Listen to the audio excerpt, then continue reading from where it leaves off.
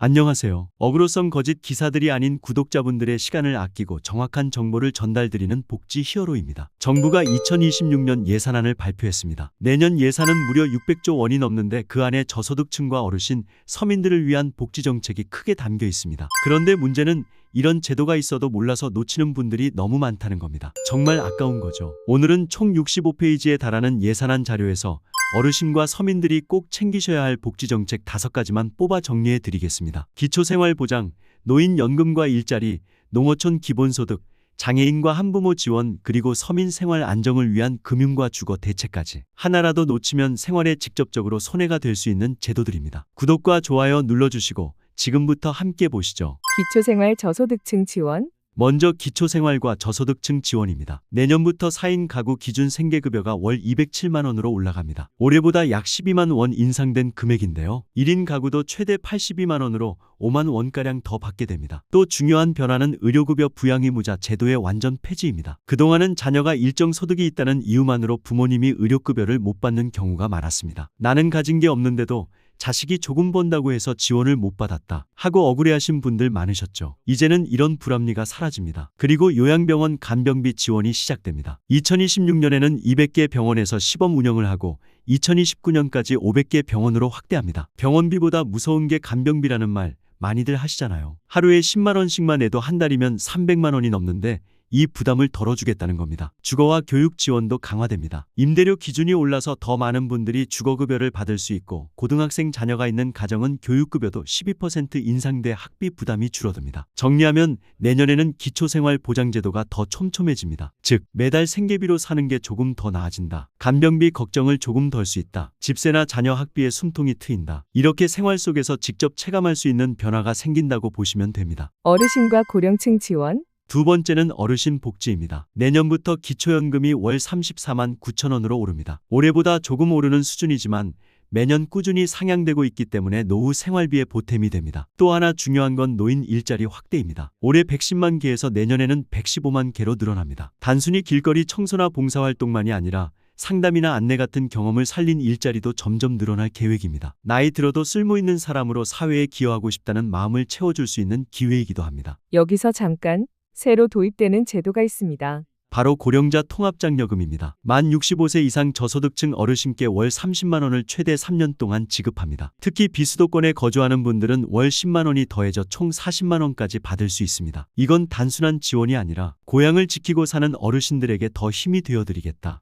의미도 담겨 있습니다. 또 대중교통비 할인 제도도 강화됩니다. 월 5만 5천 원만 내면 최대 20만 원 한도로 버스와 지하철을 마음껏 이용할 수 있고요. 교통비를 쓰면 30% 환급을 돌려받을 수도 있습니다. 예를 들어 매달 15만 원 정도 교통비를 쓰시던 분은 10만 원 이내로 줄어드는 효과를 보실 수 있는 거죠. 한마디로 내년에는 어르신들께 연금은 조금 더 오르고 일자리는 늘어나고 교통비는 줄어드는 3중 혜택이 찾아옵니다. 이 세 가지만 제대로 챙겨도 매달 현금성 지원이 늘고 생활비 지출이 줄어서 내 월급 통장이 조금 더 두둑해진다. 교통비를 걱정 덜하고 외출할 수 있다는 실질적인 체감 효과가 생깁니다. 그렇다면 농어촌에 사시는 분들, 장애인과 한부모 가정은 어떤 도움을 받으실 수 있을까요? 농어촌과 서민 지원, 세 번째는 농어촌과 서민을 위한 지원입니다. 내년부터는 농어촌 기본소득 시범사업이 본격적으로 시작됩니다. 인구가 줄어드는 지역의 주민들에게는 매달 15만 원씩 기본소득이 지급됩니다. 농사 지어도 수입이 일정치 않다, 동네가 점점 비어간다는 걱정이 많은 곳에서 생활비를 조금이라도 보태드리겠다는 취지입니다. 또 농어촌 지역 중소기업 근로자분들에겐 한 끼 식비 보조도 지원됩니다. 매달 4만 원을 지급하는데요.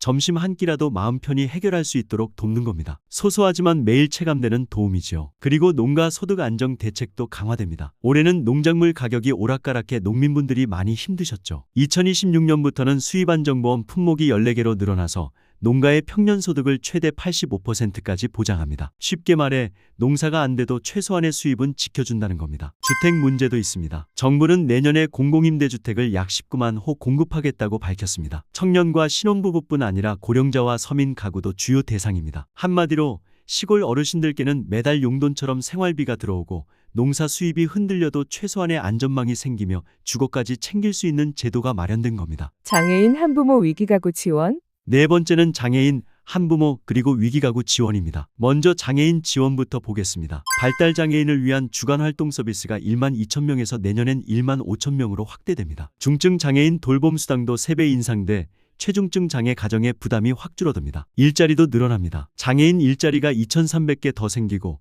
직업훈련 수당도 월 10만 원에서 13만 원으로 오릅니다. 일하고 싶어도 기회가 적었던 분들에게는 든든한 변화입니다. 한부모 가정은 양육비 지원 대상이 확대됩니다. 중위소득 65% 이하 가정까지 자녀 1인당 매달 23만 원을 지원합니다. 혼자 아이 키우는 게 얼마나 힘든지 다들 아시죠? 양육비가 늘어나면 사교육비, 식비의 보탬이 됩니다. 또 하나 중요한 게 위기가구 지원입니다. 갑자기 생활이 어려워진 가구를 위해 전국 130개소의 생필품 무료 지원 코너가 생기고 긴급복지 지원도 더 늘어납니다. 예를 들어 갑작스러운 실직이나 질병으로 생활이 막막할 때 최소한의 도움을 바로 받을 수 있다는 겁니다. 정리하면 내년에는 장애인 가정엔 더 두터운 돌봄, 한부모 가정엔 더 넉넉한 양육비, 갑작스러운 위기 가정엔 더 빠른 안전망이 마련되는 겁니다. 어르신들 입장에서는 손주를 키우는 자녀 세대가 덜 힘들어지니 곧 가족 전체의 짐이 줄어든다고 보셔도 됩니다. 그렇다면 마지막으로 서민 생활 안정을 위한 금융, 교통, 에너지 대책은 어떻게 바뀔까요? 서민 생활 안정. 마지막 5번째는 서민 생활 안정 대책입니다. 내년부터는 서민들의 금융, 교통, 에너지 부담을 덜어주는 제도가 대폭 강화됩니다. 먼저 금융 부분입니다. 햇살론이 개편돼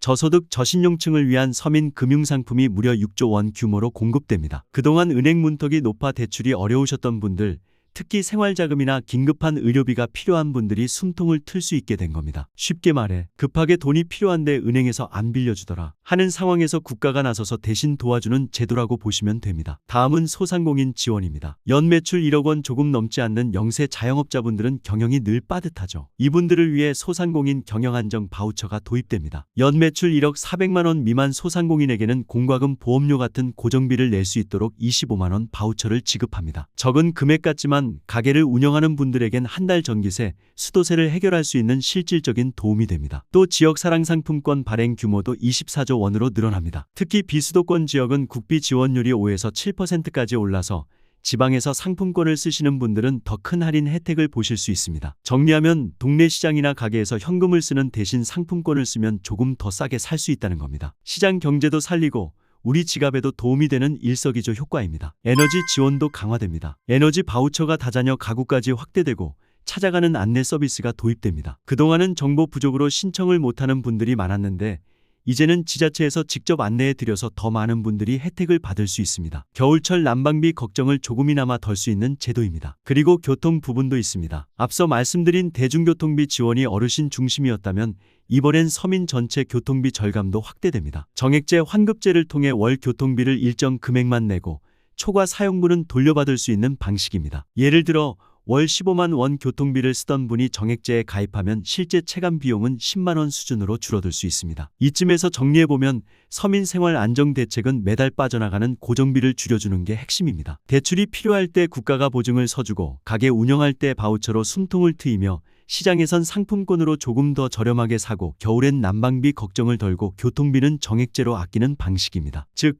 매달 고정비 지출이 조금씩 줄어들어 생활이 한결 가벼워진다는 걸 직접 느끼실 수 있게 되는 겁니다. 작은 변화 같지만 매달 5만 원, 10만 원이 모이면 결국 한 해 수십만 원 이상 아끼게 됩니다. 서민들에게는 바로 이 부분이 가장 큰 힘이 됩니다. 그렇다면 지금까지 말씀드린 복지 정책들을 종합해서 내년에 꼭 챙겨야 할 핵심 포인트는 무엇일까요? 핵심만 다시 정리해드리겠습니다. 첫 번째, 기초생활 저소득층 지원, 생계급여 인상, 의료급여 부양 의무자 완전 폐지, 요양병원 간병비 지원, 주거 및 교육급여 확대. 생활비, 병원비 걱정을 줄여주는 제도입니다. 두 번째, 어르신과 고령층 지원, 기초연금 인상, 노인 일자리 115만 개 확대, 고령자 통합장려금 신설, 교통비 정액제 및 환급 확대. 연금은 더 받고 일자리는 늘고 교통비는 줄어드는 변화입니다. 세 번째, 농어촌과 서민 지원, 농어촌 기본소득 월 15만 원, 농식품 바우처, 농가 수입안정보험 확대, 공공임대주택 공급.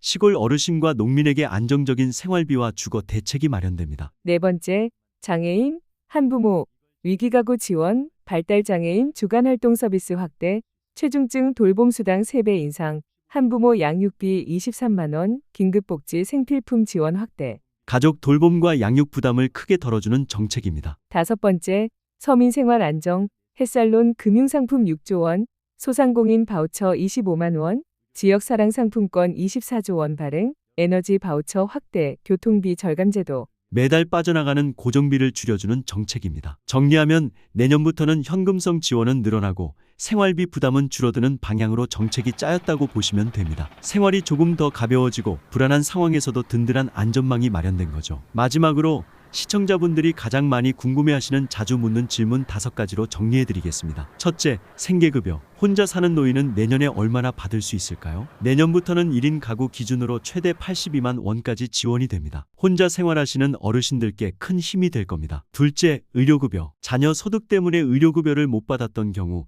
내년에도 마찬가지일까요? 아닙니다. 2026년부터는 부양의무자 제도가 완전히 사라집니다. 자녀 소득과 상관없이 본인 형편만 기준으로 의료급여를 받으실 수 있습니다. 셋째, 고령자 통합장려금. 누가 받을 수 있을까요? 만 65세 이상 저소득층 어르신이 대상입니다. 수도권은 월 30만 원, 비수도권은 40만 원까지 받을 수 있습니다. 넷째, 농어촌 기본소득. 모든 농민이 다 받을 수 있는 걸까요? 그렇진 않습니다. 우선은 인구가 줄어드는 지역부터 시범사업으로 시작됩니다. 내가 사는 동네가 해당되는지 꼭 확인하셔야 합니다. 다섯째, 소상공인 바우처. 어떻게 신청해야 할까요? 연매출 1억 400만 원 미만 소상공인은 주민센터나 지자체 홈페이지에서 신청할 수 있습니다. 공과금과 보험료 내는데 바로 쓸 수 있는 25만 원 바우처가 지급됩니다. 이렇게 5가지 질문만 알아두셔도 내년에 받을 수 있는 혜택을 놓치지 않고 챙기실 수 있습니다. 오늘은 2026년 예산안에 담긴 저소득층 어르신 서민을 위한 복지정책 5가지를 총정리해드렸습니다. 한마디로 내년은 생활비는 줄이고